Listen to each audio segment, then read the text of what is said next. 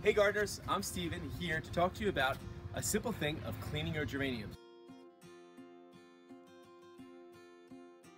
Now geraniums are one of the top sellers here at Barlow's. We grow all our geraniums here and they love the climate that we have on the Jersey Shore.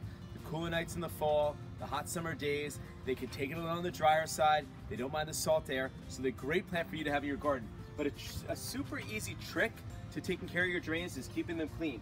So what happens with a geranium is once it's done flowering, the blooms become what we call spent.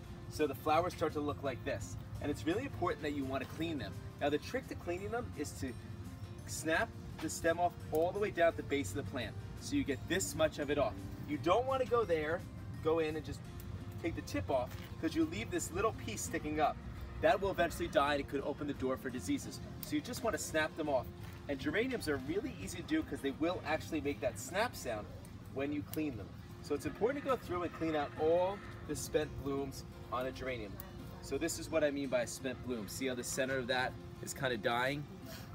And once you clean them off, that opens up the door for new buds to form and new flowers to form.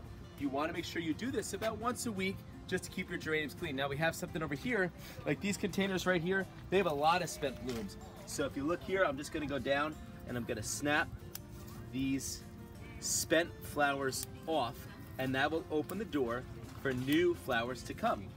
And you have over here, you have an ivy geranium.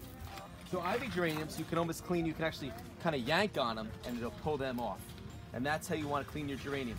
The other trick to geraniums is to run them a little bit on the drier side. They don't like to be sitting in water. So the great thing about them is they're most like a drought tolerant plant. So if you have a dry section of your garden or you have containers that you'd like to keep dry, they're a great plant for you. Thanks so much for watching this video. Have a great day.